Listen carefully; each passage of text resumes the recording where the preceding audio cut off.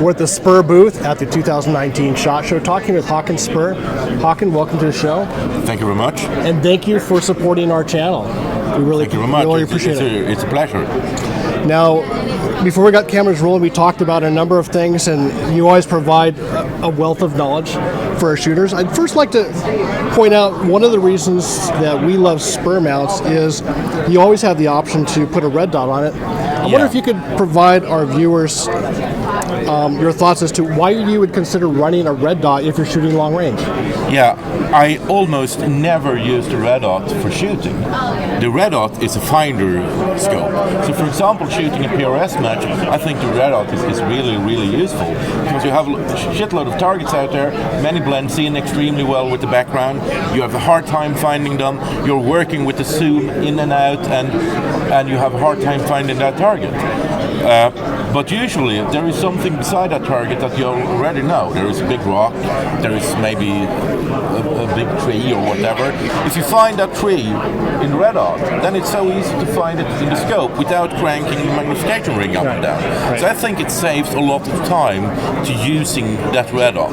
Yeah. And I said, I've actually of course I've zeroed it by shooting it, but I don't think I've ever shot anything with it, with the red dot. It's just to find it. So yeah, it allows you to quickly find a land feature near the target, and then you find the target within the field of view. And that said, I usually don't use the red dot for shooting on a long range gun.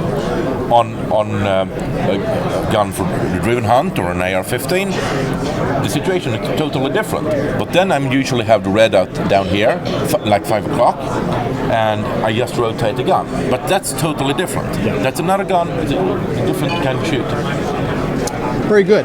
Now, another unique feature about Spuhr mounts is the wedge system for mounting and leveling your scope. Yeah. I wonder if you could take our viewers through how you would use that tool properly. Yeah. Of course, I take off the top covers, put in the scope, and I do a rough leveling of the scope. I take it out, put in the screws, and very, very slightly start to torque them down. And then I check a few times during the process with the level.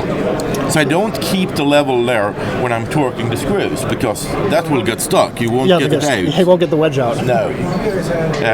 And we have different solutions for it.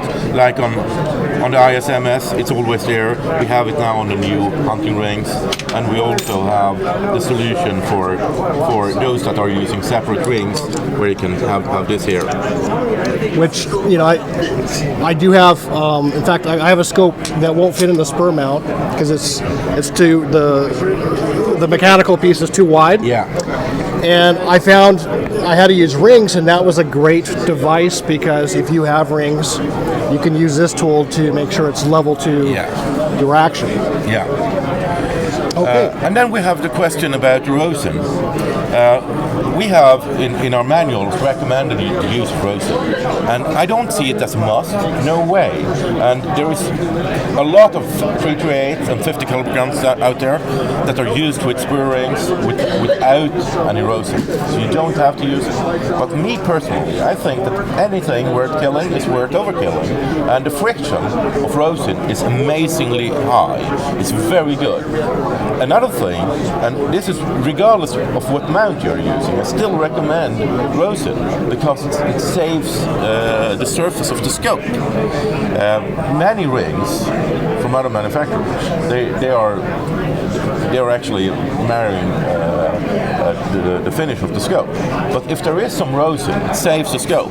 When you then maybe 5 years later remove the scopes from the rings, the rosin is almost like a baked cake around the scope. You just take a cloth with some alcohol and clean it off. It's so simple, and the scope looks perfect afterwards. Yeah. So, well, you don't have to use rosin, but why not? Excellent. Is there anything else you'd like to cover with us?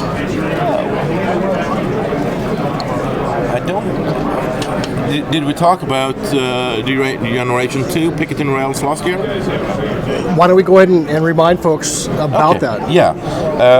We have a whole series now of picketing rails, and we call them Generation 2 because we chamfered the corners very hard. We put the 0.5mm chamfer on all the corners.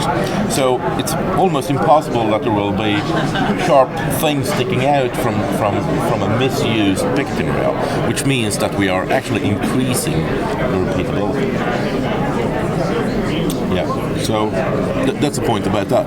All right, very good. Well, thank you, Hakan. Appreciate you spending time with your audience and providing that information. Best of luck this year.